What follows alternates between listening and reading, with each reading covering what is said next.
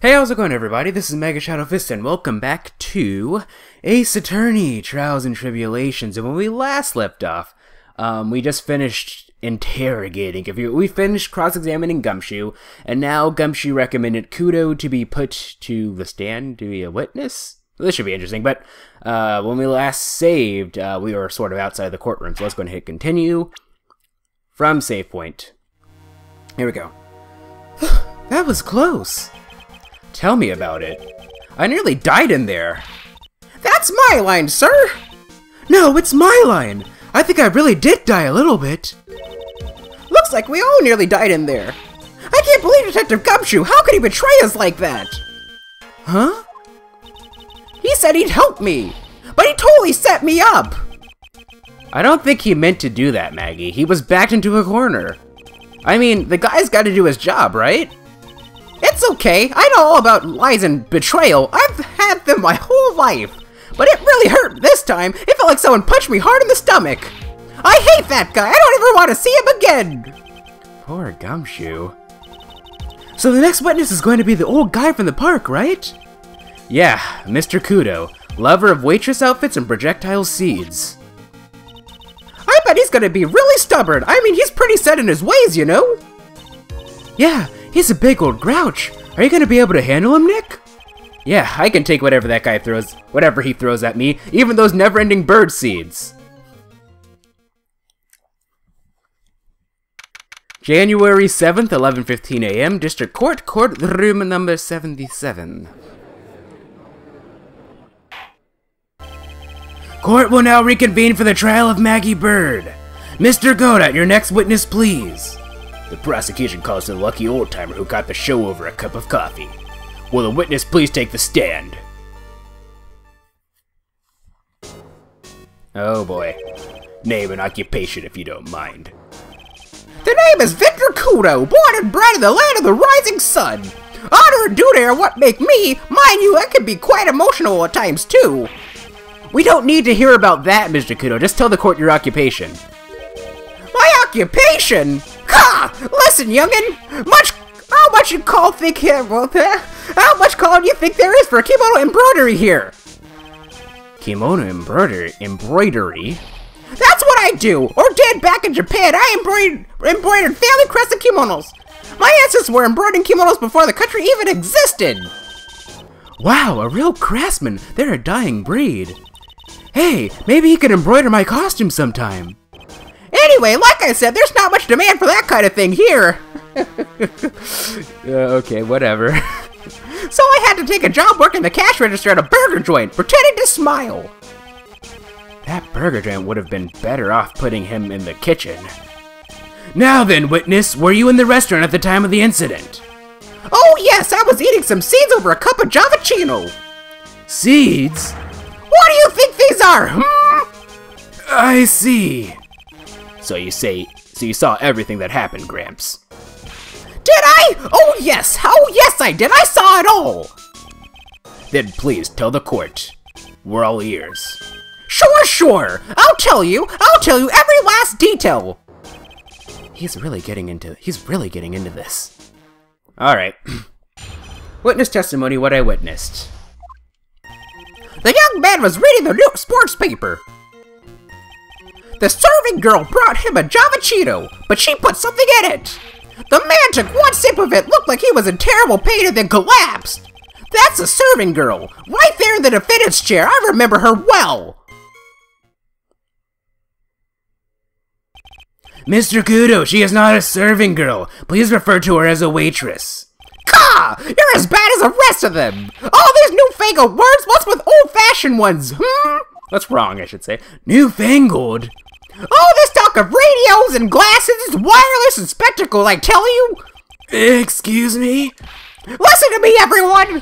Don't forget the old values! Don't let the old days slip away! Well, I think it's time to begin the cross-examination, Mr. Wright. Yes, Your Honor. Oh boy, what I witness. Before we begin, of course we're going to have to save, because why wouldn't we? We always have to save after we do that, huh? I mean, who wouldn't want to save after such a spectacular, newfangled existence of words and I don't even know what I'm talking about. From save point, please. The young man was reading the sports paper. So you saw the victim then? You saw Mr. Glenelg? I want to know if Gutzon Broad retained his championship or not. So he was looking at the sports paper the victim was reading, huh? And at the location in question, there are partitions, but excuse me. There are partitions between tables on the same side of the restaurant, right? So what if there were? If you say that you could see the victim, that means you were sitting at a table on the other side of the restaurant, correct? Ka! I go to the place to drink Javachino! I don't go to sit! I don't remember what table I was sitting at! You mean you go there to eye the waitress? The server girl brought him a Javachino, but she put something in it! Mr. Kudo, that is a very grave accusation. Are you sure about what you saw? Victor Kudo never makes mistakes! I dot every T and cross every I! I see. My eyesight's fine! The doctor said I only need spectacles for reading and driving! I bet his eyes are only really fine when he's scoping out a waitress. And I saw that servant girl put into the Javachino as well! What the? I bet I know what's coming up and something tells me I'm not going to like it. Press harder!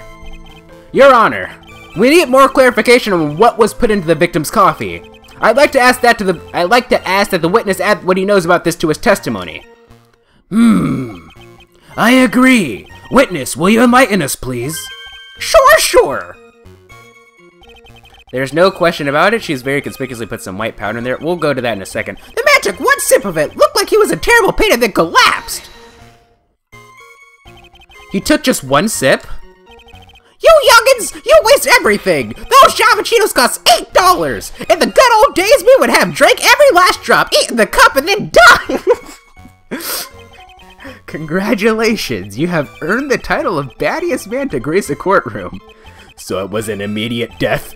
Well, with potassium cyanide, I suppose that is possible. Oh yes, he slumped over without so much as a twitch! I felt the Javachino I just drank turned sour in my stomach! Oh yes, I know that feeling. And the waitress! And the waitress, I presume she is... That's the serving girl right there in the defendant's chair! I remember her well! You said, I remember her well in reference to the waitress. Did she have any particular features that you can identify her by? Particular features? It's a disgrace, that's what it is! Sorry? You can see all the way up to her! Her! You know! She's practically naked in that uniform! So the particular feature you recognize about the waitress is her outfit? But anyone could wear just such a uniform, even me! Mr. Wright, please spare the court of any further mental anguish from that image. Don't get all excited, Nick. You've got to keep yourself together. I guess I got a bit carried away. Gah! There are other things I recognize about her, too! He seems pretty sure of himself. What should I do? Oh, let's press harder. Sure, you saw a waitress take the coffee over to the victim. But what matters is whether that waitress was Maggie Bird or not. Quite right. Mr. Kudo, these other features that you recognize about the defendant. I would ask that you add them to your testimony. Sure. Alright, so we have two things here. There's a ribbon in her hair and her apron straps were loose. So which one do we want to press first? The man took one sip of it, he looked like he was in terrible pain and then collapsed. There's no question about it, she's very conspicuously put some white powder in there. Alright, let's go ahead and save. So we got those two things added. I feel like we're going to do super terribly right now. I don't know, we're at that point. It's like, I don't know, usually though, when it comes to court cases, it's usually only like one or two things that really trip me up, and I'm usually able to figure everything else out for myself, but I don't know. There's no question about it, she's very conspicuously put some white powder in there! Did she really put that into the coffee? You doubt me, boy! She took some out of a small brown bottle and sprinkled it in! Couldn't she have been adding sugar? Sugar? In a small brown bottle like that? Like that? Witness, could you please describe the bottle in more concrete terms? I mean, I have a general idea of what it would look like. Probably something like this. The potassium cyanide, right? Like what? Like that? Like that? Witness, could you please describe the bottle in more concrete terms? Huh. A bottle like this, perhaps. Oh, there it is! That's the one! That's the bottle of potassium cyanide, I presume? So what did the accused put into the coffee? I think it's clear, don't you? Okay, so then there was the other one. The one at the very end. That's the serving girl right there in the defendant's chair. I remember her well. There was a ribbon in her hair, and her apron straps were loose.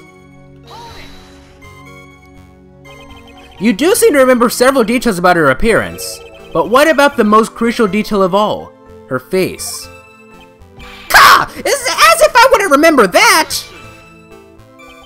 The witness noticed the straps on the accused's apron. He's unlikely to make a mistake about her face. That's right! I could even tell you the color of the ribbon, and her hair was red! So you see, there's nothing wrong with the witness's eyesight. There's no doubt he remembers the waitress pretty well. What should I do? I get the feeling there's something more to this somehow. Ask about the straps. Mr. Kudo, you seem especially interested in straps. Why is that? What? The ribbon in her hair, the straps in her apron. What's that? What's the fascination?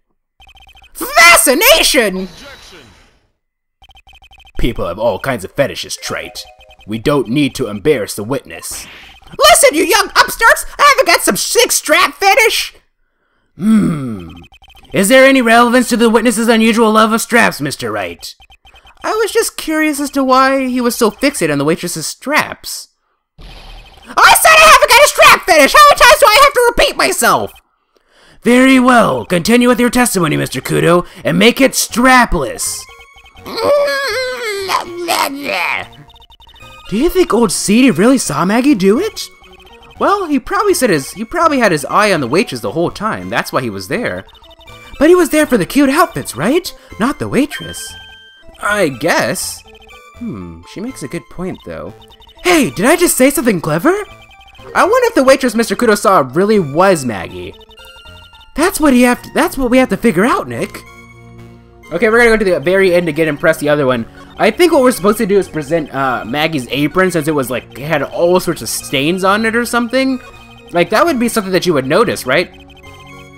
I guess so. That's staring her right there in the defendant's chair. I remember her well. There was ribbon in her hair and the apron straps were loose, but he didn't notice the straps, which is most curious to me. I'm not quite... I could be wrong about that, but okay. Anyway, let's go ahead and skip past all this stuff. Ask about the waitress's back. Could he have only seen her from the back? The identifying features. You described are all things you would see from the back. So what? Is it possible that you never saw the waitress from the front at all? Objection. Huh. He's got you there, Grebs. People normally talk about facial features when they're asked to describe someone. But this witness's testimony is nothing but straps and ribbons. This is harassment! I tell you I'm not obsessed with straps or ribbons! I'm just telling you what I saw! Mr. Kudo, the court requests that you add details about any identifying features. Features you observe from the front, that is, to your testimony. Sure. This old man's testimony is getting longer and longer. And if I can't find a hole in it soon, it'll get even longer, I bet. There wasn't anything that caught my interest about her from what I... Oh, come on! Really, Kudo? I mean, I know you're old, man, but you can't be so old that you can't notice a frickin' ketchup stain that looks like blood stain on it. She got the messiest apron in the world. I don't know how you wouldn't have noticed that, but we're gonna press it first before we present anything. There wasn't anything that caught my interest about her when I saw her from the front. You didn't find anything to be distinct, but you did clearly see the witness's face, yes? No question about it! I need to come this far to back down now! Victor Kudo never backs down! That's not the answer I was looking for, but okay. This has turned into a matter of pride for old Seedy now, I guess. I wonder if he really did see Maggie's face or not. Like I thought, we need some concrete proof of this. Proof that the old guy didn't see the waitress clearly from the front. Do you think old Seedy really saw Maggie do it? Well, he probably had his eye on his waitress the whole time. That's why he was there. But he was there for the cute outfits, right? Not the waitress. Okay, we already... So now what we're going to do is we're going to present the apron, because Alright, Victor, I really hope that I'm right about this. Like, I don't see what else we need to present, but Victor Kudo, we got your number, buddy. That's, the reason why I always press everything first before I present evidence, unless I'm 100% sure, is because you never know. Sometimes the game, like, wants you to do things in a set order, right? So you have to, like, so sometimes you have to it's not enough to just present the evidence, you need to press it, then be asked to present evidence, then present it. That's just how this game works, but I doubt you wouldn't have noticed this, sir. Mr. Kudo, I would like you to please take a look at this. Ka! That filthy thing would suit filth like you just perfectly! Actually, it reminds me of what my grandson looks like just after he's done eating! Have you ever seen this before? Of course I haven't! Do you think I forget something as dirty as that? Huh? Well, you half-witted clot!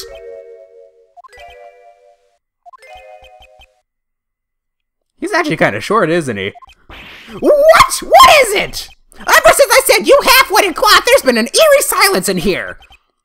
Mr. Kudo, this apron is the apron worn by the defendant on the day of the poisoning. And as you just said yourself, you wouldn't forget something like this. Which means, if you had really seen this apron before... Yes, you know what I'm getting at. You couldn't have possibly seen the waitress from the front. Whoops! Witness! You can't just oops your way out of this! Ha! Well, well. Looks like we finally have a genuine trial on our hands. Oh, he's got the coffee, so now he's serious. Listen, Wright, here are the facts. On the day of the incident, there was only one waitress in the restaurant. That being the defendant, Miss Maggie Bird. Exactly. And when that one... When that one waitress put the poison to the coffee cup, this old guy was watching. I hope you understand the gravity of the situation, Mr. Kudo. The fate of the defendant may rest on what you say you remember seeing. Just tell the court exactly what you saw, Gramps. You can rely on me, Captain! My dog is in perfect working order! I can't remember a single occasion when I forgot what burger a customer wanted! He can't remember. Probably more like he messed up so many times he's blocking it out. Very well, let's test just how good your memory and attention to detail is, Mr. Kudo. Tell us what you remember about the victim. I feel like, you know, like I just now noticed this. I think I gave Victor Kudo and Maggie Bird the same. Oh, this is Maggie Bird, sir. I'm Maggie Bird, and this is Victor Kudo. Wow, they're kind of the same. I guess when you're yelling, they sound pretty much exactly the same. They're kind of different. Anyway, he was another one of those pesky young types wearing a broken pair of spectacles. He had a newspaper in his right hand, and the noisy brat kept rustling its pages. The young man was listening to the wireless. I remember that well. Then the serving girl in question brought over the Java Cheeto. The little fidget picked up the cup with his free hand and took a sip. The testimony we have just heard was to test how credible the witness's memory is. It seems to me that he remembers the victim in a great deal of detail. Oh yes, I hate those you-know-what types who are so vague about everything. How are we going to handle this, Nick? We only need to do one thing. We just need to prove that the old man's memory is shot. Just trip him up, you mean? Isn't that kind of cruel? I suppose, but it's what I do best. Look, you know, he's a witness. You know, he has to handle this somehow. It's time for you to understand just what you need to do. You might say, what do you mean? What